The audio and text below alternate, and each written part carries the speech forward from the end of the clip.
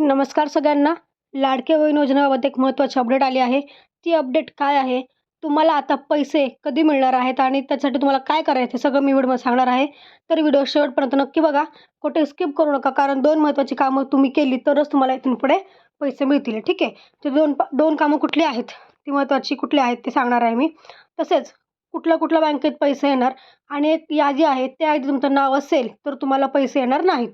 तर ती यादी पण तुम्हाला मी सांगणार आहे. तुम्ही त्यात चेक करू शकता, जेणेकरून तुम्हाला कळेल की आपल्याला आता इथून पुढे पैसे येणार आहेत की नाही.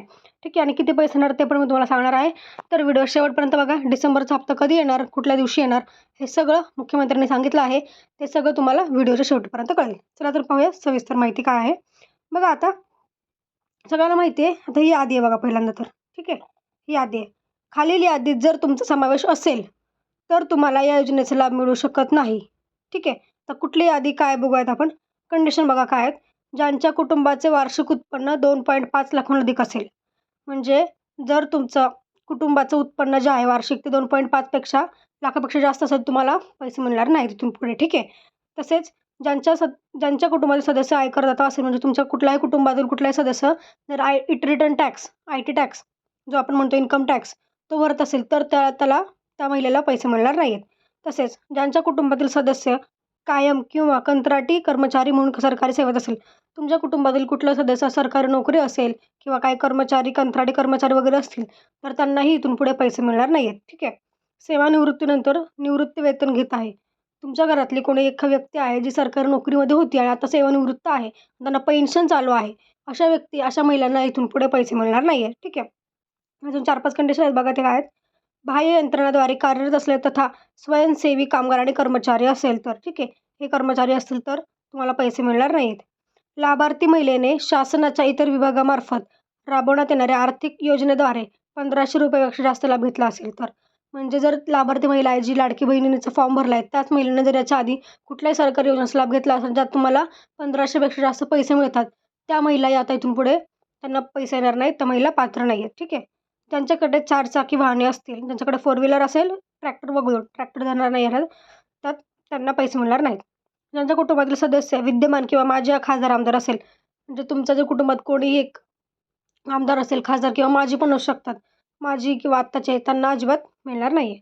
ज्यांच्या कुटुंबातील सदस्य भारत सरकार किंवा राज्य सरकारच्या म्हणजे सेवेत असतील. ठीक आहे. म्हणजे थोडक्यात थोडक्यात काय, सरकारी नोकरीमध्ये कुठलाही जर व्यक्ती असेल कुटुंबातील, तर तुम्हाला त्याचा लाभ मिळणार नाही आहे. ठीक आहे. हे आहे यादी. या यादीत बघा, तुम्ही जर बसत नसाल तर यादीत जर तुमचं नाव असेल, म्हणजे तुमचं जर सगळं ह्यातलं काही तुमचं जर असेल, तर तुम्हाला पैसे मिळणार नाही आहे. सरकारी नोकरीमध्ये असेल, कुटुंबाचं उत्पन्न 2.5 पेक्षा असेल किंवा काय यात तुम्ही बसत असाल, तर तुम्हाला इथून पुढे पैसे मिळणार नाही. ठीक आहे. त्यामुळे तुम्ही लक्षात घ्या, ह्या ज्या अटी आहेत, हे नियम आहेत ते वाचा. जर तुमचं यापैकी कुठलं काही असेल, तर तुम्हाला इथून पुढे पैसे येणार नाही आहेत. ठीक आहे. आता पाहूयात आपण पुढचं काय आहे ते. ठीक आहे. कधी येणार पैसे काय वगैरे. तर पैसे जे आहेत, डिसेंबरचे पैसे जे आहेत, ते मुख्यमंत्र्यांनी स्वतः सांगितलं आहे की जेव्हा निवडणुका होतील त्याच्या दुसऱ्या दिवशीपासूनच तुम्हाला पैसे मिळणार. तर निवडणुका कधी आहेत माहिती सगळ्यांना. 20 नोव्हेंबरला आपल्याला निवडणुका आहेत. 23 नोव्हेंबरला आपला निकाल आहे. 23 नोव्हेंबर निकाल लागल्यानंतर लगेचच, ठीक आहे, लगेचच 24 नोव्हेंबर तर रविवार असल्यामुळे पैसे येणार नाहीत. सोमवारपासून तुमच्या खात्यात पैसे पडायला चालू होतील. पण त्याच्या आधी तुम्हाला 2 कामं करायची आहेत. ठीक आहे. 2 कामं मी तुम्हाला नक्कीच सांगते. व्हिडिओ शेवटपर्यंत बघा, स्किप करू नका. ठीक आहे. त्याच्या आधी बघूयात आपण काय आहे.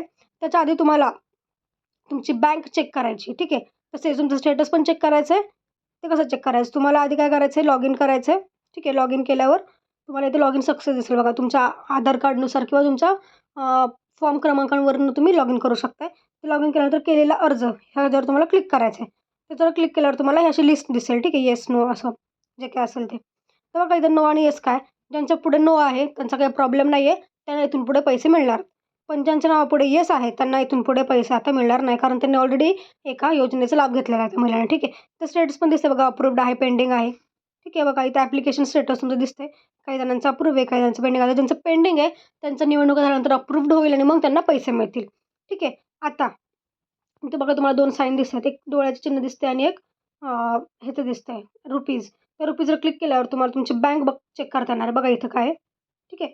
इथं बघा तुम्हाला आतापर्यंत किती अमाऊंट ट्रान्सफर झाली आहे, तुमचं बँकेचं नाव, तुमचं नाव आणि डेट. तर आता इथे बघा, इथं काही काही जणांचं रिमार्क जे आहे, ठीक आहे, किंवा स्टेटस जे आहे तिथं तुमचं ब्लॉक किंवा फ्रोझन दिसतंय.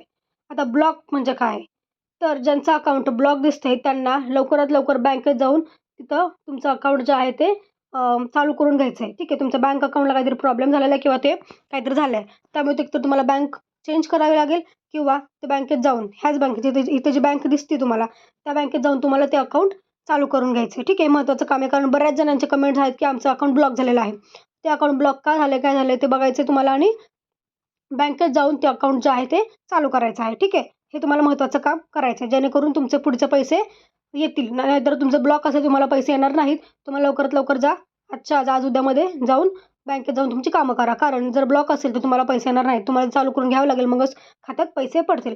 आता 2 महत्त्वाची कामं काय आहेत बघा आपल्याला. 2 महत्त्वाची कामं आहेत. एक तर आधार कार्ड अपडेट आणि रेशन कार्ड अपडेट. ठीक आहे. आधार कार्ड अपडेटमध्ये तुम्हाला ई-के-वाय-सी करायची आहे. ते अपडेट करून घ्यायचं आहे. बँकेत जाऊन तुम्ही ई-के-वाय-सी करू शकता, थंब तुमचा वगैरे देऊन सगळं. आणि रेशन कार्डचं अपडेट, इथून पुढे रेशन कार्ड अपडेट नसेल तर तुम्हाला पैसे येणार नाहीत. रेशन कार्ड हे अपडेट करून घ्या, जेणेकरून तुम्हाला पुढे प्रॉब्लेम येणार नाही, पैसे येत राहतील. ठीक आहे. रेशन कार्ड अपडेट करण्यासाठी तुम्हाला जवळच्या रेशन दुकानात जाऊन तिथे ई-के-वाय-सी करून घ्यायची आहे आणि आधार कार्डची पण ई-के-वाय-सी करून घ्यायची आहे. ह्या 2 गोष्टी महत्त्वाच्या आहेत. इथून पुढे तुम्हाला कराव्याच लागतील, जेणेकरून तुम्हाला पैसे यायला काही अडचण येणार नाही. आणि ठीक आहे, हे झालं सगळ्या महत्त्वाच्या गोष्टी. आता तुम्हाला पैसे कधी येणार? डिसेंबरचे पैसे मी सांगितले नोव्हेंबरमध्येच येऊन जाणार, त्यामुळे टेन्शन नाही. आणि ज्यांना पैसे आतापर्यंत आले नव्हते त्यांना पण डिसेंबरचा सगळा हप्ता जो आहे तो एकसाथच नोव्हेंबरमध्ये येऊन जाईल. ठीक आहे. 2 कामं लवकरात लवकर जाऊन करा. आधार कार्डचं तुम्हाला बँकेत जाऊन करावं लागेल. रेशन कार्डचं अपडेट जे आहे तुम्हाला जवळच्या रेशन दुकानात जाऊन करावं लागेल. ही 2 कामं महत्त्वाची करून घ्या. त्यामुळे तुम्हाला पैसे मिळण्यास काही अडचण येणार नाही. लगेच तुम्हाला पैसे मिळून जातील. ठीक आहे. जर पैसे पाहिजे असतील लवकरात लवकर तर तुम्हाला ही 2 कामं करावीच लागतील.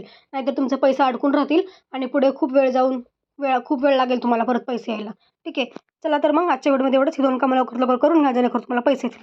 धन्यवाद. माझ्या चॅनलला सबस्क्राईब करा, जेणेकरून तुम्हाला अशाच अपडेट्स मिळत राहतील.